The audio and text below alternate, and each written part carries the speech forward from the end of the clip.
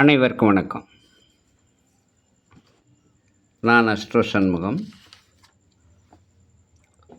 இன்றைய பதிவில் லக்கணத்திற்கு 7ஆம் அதிபதி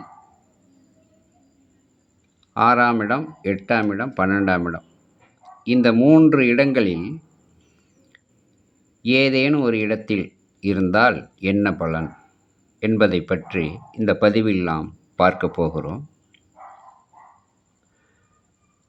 7ஆம் இடம் என்பதின் காரகத்துவத்தை முதலில் பார்க்கலாம். 7ஆம் இடம் என்பது கலஸ்திரஸ்தானம். ஆணுக்கு மனைவி ஸ்தானம், பெண்ணுக்கு கணவன் ஸ்தானம். அந்த 7ஆம் இடம் வியாபாரத்தை குறிக்கும், நல்ல நண்பனை குறிக்கும், கூட்டுத் தொழிலை குறிக்கும். அதைப்போல காம பிராப்தி, தனம், லாபம், தன நஷ்டம், திருட்டு, கணவனுடைய அழகு, மனைவியினுடைய அழகு, சொத்து சுகம், விவாகம், ஆசை, வசியம், பரஸ்திரி கமனம், மாரகம், இவைகளெல்லாம் குறிக்கக்கூடியது தான் இந்த 7ஆம் இடம். அதே 7ஆம் இடம் மாற்று திருமணம், தாய் தந்தையர் பார்த்து செய்து வைக்கக்கூடிய திருமணம், தன்னிச்சையாக செயல்பட்டு திருமணம் செய்து கொள்ளக்கூடிய அமைப்பு உள்ள இடமும் அந்த 7ஆம் இடம்.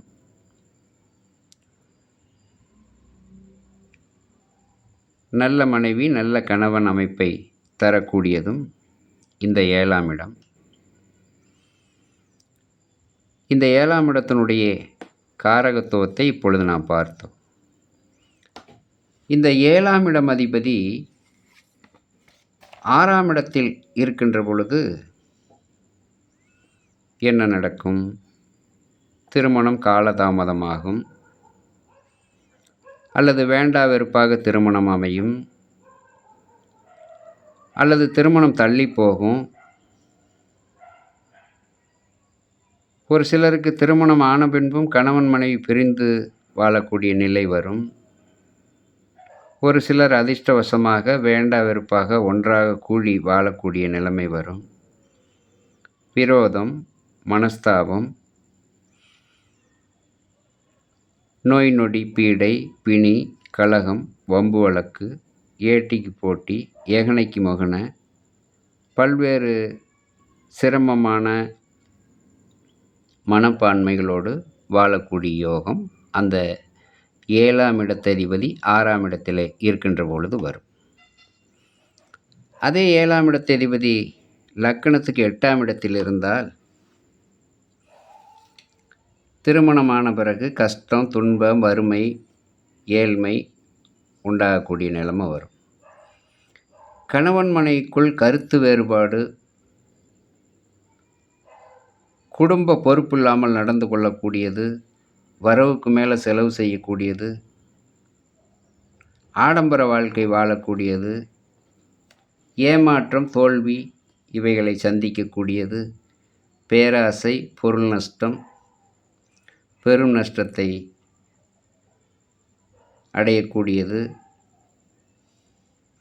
இல்லற வாழ்வு வளமாக இல்லாமல் இன்னலும் இருள் நிறைந்ததாக இருக்கக்கூடியது, ஒற்றுமைக்கு பங்கம் வரக்கூடியது, ஊராலும் உற்றாராலும் தூற்றுகின்ற வகையிலே பல பிரச்சனைகள் தலை தூக்கி நிற்கக்கூடியது, இவைகளெல்லாம் வரும். இதே 7ஆம் அதிபதி 12ஆம் இடத்தில் இருந்தால்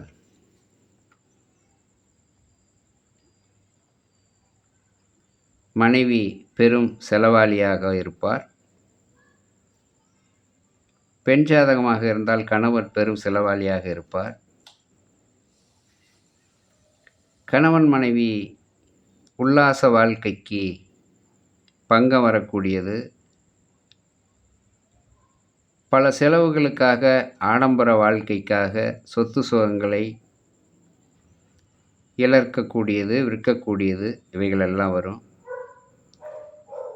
உண்ணும் உணவுக்கும் உடுத்த உடைக்கும் பங்கம் வராது என்றாலும்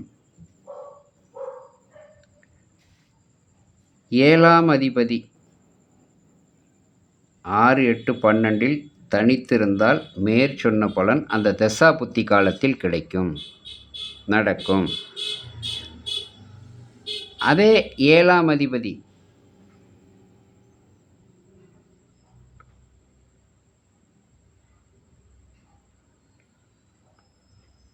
6, 8, 12 ஆட்சி பெற்ற கிரகம் இருந்து அந்த 7ஆம் அதிபதி அந்த ஆட்சி பெற்ற கிரகத்துடன் சேர்ந்து சுபக்கிரகங்கள் பார்க்கின்ற பொழுது மேற்சொன்ன அந்த கெட்ட பலனுக்கு மாறாக 75 விழுக்காடு சுப பலன்களே நடக்கும். அவரவர் ஜாதக நிலையை பொறுத்து, சுபக்கிரகங்கள் பார்க்கின்ற நிலையை பொறுத்து அந்த திருமண வாழ்க்கை நன்மையாக அமைவது உண்டு, தீமையாகவும் அமைவது உண்டு. இந்த 7ஆம் அதிபதி நல்நிலை பெற்று சீரோடும் சிறப்போடும் இருக்கின்ற பொழுது கலஸ்தரக்காரகன் சுக்கிரனும் நல்நிலை பெற்று சீரோடும் சிறப்போடு இருக்கின்ற பொழுது எல்லோருக்கும் நல்ல வாழ்க்கை அமைந்துவிடும். அந்த 7ஆம் அதிபதி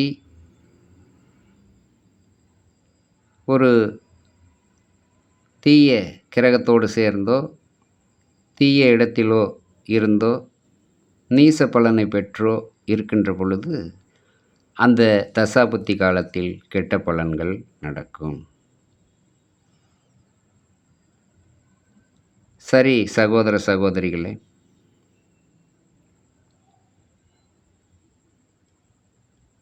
வெளிநாட்டிலே இருக்கக்கூடியவர்கள், வெளி மாநிலங்களிலே இருக்கக்கூடியவர்கள்,